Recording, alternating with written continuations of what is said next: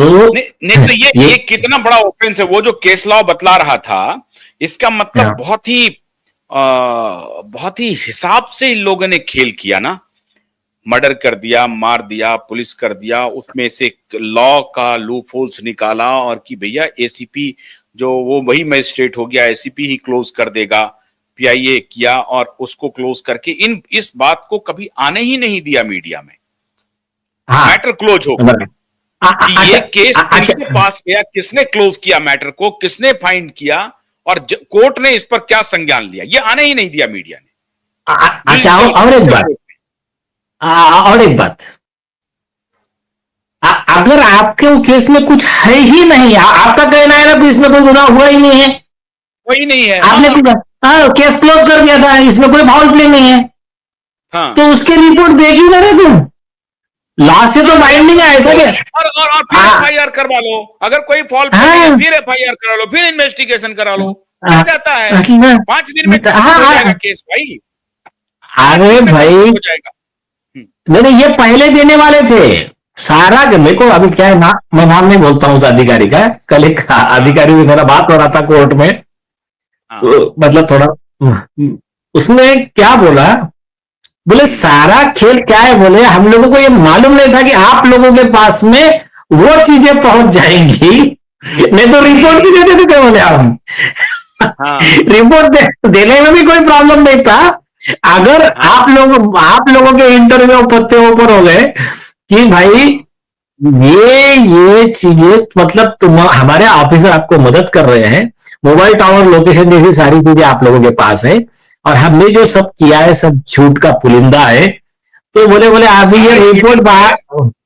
Photo आ तो गया बोले कि पता ही नहीं था ना कि वो दिशा का फोटो आ जाएगा, एकदम सलामत वाला फोटो आ करेक्ट। जाएगा। अच्छा, सलामत और वाला उनको ये भी फोटो मालूम है ये ना, भी नहीं सोचा हो। अरे उनको ये भी मालूम है हम जितना बता रहे हैं उससे कई गुना हमारे पास है, ये भी मालूम है हाँ उनको। ये भी मालूम है। तो और उनको ये मालूम है कि उनके ही ऑफिसर ने आपको लास्ट टाइम बोला था कि जब ये लोग प्लान कर रहे थे कि ये झूठा डॉक्यूमेंट बनाना है, ये झूठा पंचनामा बनाना है, ये झूठा पोस्टमार्टम बनाना है, उनके ये पुलिस ऑफिसर ने खुद की सेफ्टी के लिए रिकॉर्डिंग भी करके रखा है कि बोला कल सारा तुम, हाँ उसने क्लियर बोला कल तू विषय आया तो तुम बोलते सचिन वाले तू अंदर चल जाना, परमवीर तू बच जाएगा, तो बोले साला मैं वैसा तुम्हारा ये नहीं बनने वाला स्केपगोट, मेरे पे आएगा जिस दिन उस दिन ये वीडियो बाहर आ जाएगा। तो और तो उसके 8-10 कॉपी बना के सबको दे के रखा है उसने, और चिंता मत करना कोर्ट में आएगा वो।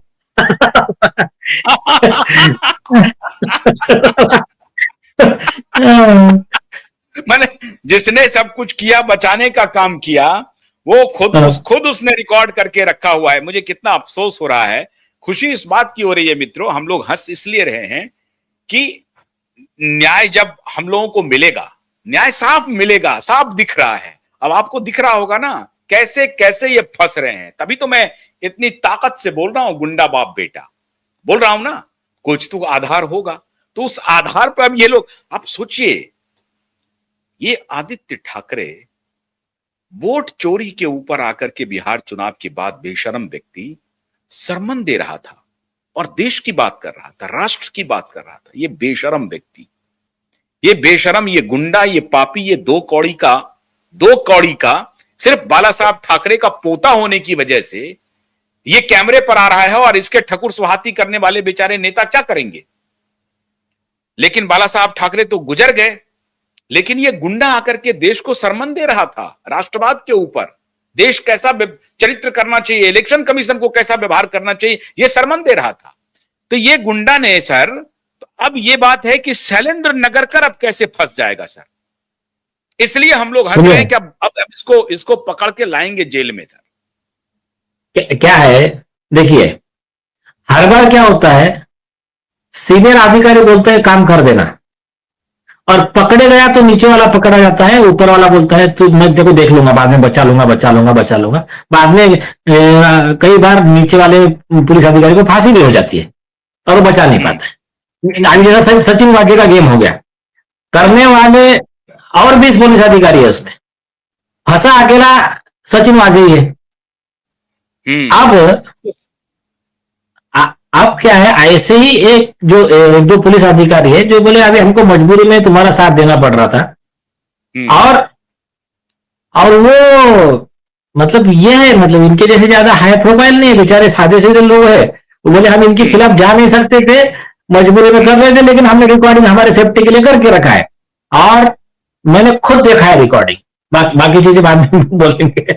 और आपके पास भी हाँ, आपके पास भी तो कई पेन ड्राइव भेजा है ना, तो हाँ हाँ, वो ठीक है, वो हाँ हाँ। है वो सब तो है, सब है, सब है, हाँ, बस सब बस हाँ देखा है, सब देखा हाँ। है। तो अब हाँ, तो अभी अब उनको ये मालूम है, वो एक उसी में बोलेंगे तो ना देखा, हम। उसी में देखा ना कि ये सतवंत कैसे जा रहा है, कैसे क्या कर रहा है, सतवंत कैसे थाने में खड़ा है। नहीं नहीं थाने में नहीं। कैसे तो खड़ा अभी है, क्या मत क्या अभी मत बोलिए, अभी मत बोलिए, अभी मत बोलिए, अभी मत, हाँ हाँ हाँ अभी मत बोलिए। हाँ, तो हाँ। अभी क्या है, हम्म ये तो हो गया, और उनको ये मालूम है, वो एक पॉइंट बोल रहे हैं। हम्म। उसने एक बोला, ये लो 4 प्रूफ, तुम्हारे डिपार्टमेंट का, तुम्हारा ही, चलो तुम झूठ है। नेक्स्ट क्या लेके लेकर लेकर आओ। और हाँ। कल ना हम्म एक लेडी रिपोर्टर है, हम्म ये विषय पे डिस्कशन हो रहा था, उसको उसके सीनियर का फोन आया। हम्म। अच्छा, मतलब लीडिंग मीडिया हाउस है। हाँ हाँ। और सीनियर कहता है थोड़ा सा, बोले आज का न्यूज मत छापना, आज बहुत बेइज्जती हो गई ना उनकी नगर का। अच्छा तो अच्छा। फिर तो वो और उसको ये क्या नहीं बोल रहा कहना है। कि भाई अब को देना पड़ेगा सारा रिकॉर्ड, ये नहीं छापना। हाँ, नहीं नहीं, वही नहीं, और एक दो बातें मैं आपको शॉर्ट में बता रहा हूँ। मतलब उनका क्या था कि ऐसा पॉसिबल है क्या कि इसको थोड़ा सा सतीश घुमा साल्यान फिरा को के। डाउन प्ले दिखा के सतीश साल्यान को ऐसा कुछ कर हाँ। सकते क्या। तो उसने बोला सर ऐसा केस नहीं है। बोले ये क्लियर उनका जो आए है सतीश साल्यान का, मैं भेज रही हूँ आपको, आप पढ़ लीजिए। उसका हम्म इसने इतना बकवास जवाब दिया है, कोई छोटा बच्चा भी पढ़ लेगा तो बोलेगा कि शैलेंद्र नगर कर जेल में जाना है करके, डिसऑनेस्ट है हम्म करके। हम्म फिर उसने एक बात, फिर थोड़ा सा वो जो भी बोल रहा था सीनियर आरोपी के सिंपेथाइजिंग वाली बात है, तो इसने क्या बोली, हम्म बोले सर आपको एक बात बोलूं क्या। बोले मैं, हम्म देखिए बोले अगर हम ये आदित्य और उद्धव ठाकरे के फेवर में छापेंगे तो हमारे मीडिया हाउस की क्रेडिबिलिटी खत्म हो जाएगी। बोले क्यों। बोले देखिए, सबसे पहले इन्हीं आदित्य ठाकरे ने सारे मीडिया के सामने आकर कहा कि जिस दिन दिशा सालियान का अत्याचार और मर्डर हुआ था, उस दिन तो मैं, मेरे नाना जी गुजर गए थे, उधर था 8 जून को। और बोले फिर सारे देश ने देख लिया कि वो झूठी बात है, नाना जी गुजरे थे 14 जून को। हम्म बाद में बोले इन्होंने लाकर मोबाइल टावर लोकेशन की बात रखी। हम्म मोबाइल टावर लोकेशन की बात रखी तो हम्म बीबीसी के एडिटर थे, उन्होंने एकदम स्ट्रेट फॉरवर्ड सवाल पूछा इनको। हम्म बोले आप उस दिन कहां थे, मोबाइल टावर लोकेशन आपका कहां था, हम्म और आप दिशा को जानते थे कि नहीं जानते थे। सिर्फ ये 2 सवाल का जवाब दे दीजिए। हम्म तो ये बोले क्या बोला होगा, पूरा वीडियो है, हम्म। मैं जवाब दूंगा ही नहीं। तो बोले दूंगा तो कोर्ट में सुने, दूंगा। हाँ कोर्ट दूंगा तो कोर्ट में दूंगा, और बोले आप दूंगा नहीं, और बोले मतलब सारे देश ने देख लिया हम्म कि जवाब दूंगा ही नहीं। अगर ऑनेस्ट रहेगा, अगर मैं कहूं आशुतोष जी कल आप बंबई में एक आदमी से 5 लाख रुपए लेते हुए पकड़ा, मेरे आदमी ने आपको देखा, आप 2 मिनट में बोलेंगे देखो मैं को तो कल दिल्ली में था, इतना बोलोगे ना। हम्म तो अभी ठीक है, तो उसने कहा कि बोले ये एक विषय बहुत चर्चा में आया है।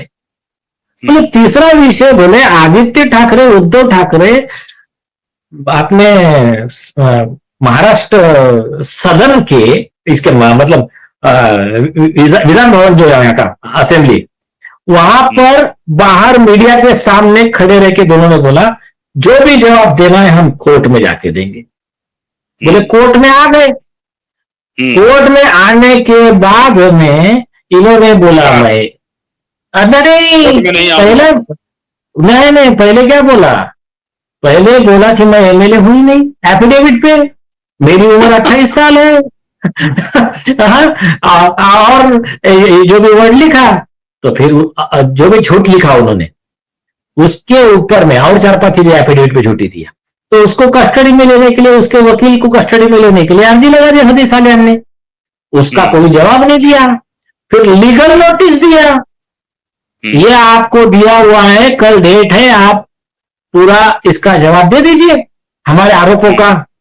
कोई जवाब नहीं। आपके मोबाइल टावर लोकेशन वगैरह सब बता दीजिए, रिया चक्रवर्ती का आपका क्या था वो भी बता दीजिए, हमारे पास सारे व्हाट्सएप चैट है आपके। तो फिर हो गया। फिर क्या हुआ? 2 महीना बोले तो एमपी भी अपना पोस्ट छिपा लिया, एज भी छिपा लिया, और मीडिया पे नहीं दूंगा, मैं कोर्ट में दूंगा, कोर्ट बोल रहा है। और आगे का जोक, वो उसको लग रहा हो गया है दिन काजी होगा जज क्या, उसको लग रहा है सुनो ना, काजी को बना के भेज देंगे उसके कोर्ट में। आ रहा हूं, उस पर भी आ रहा हूं, सुनिए। तो अभी फिर क्या होगा?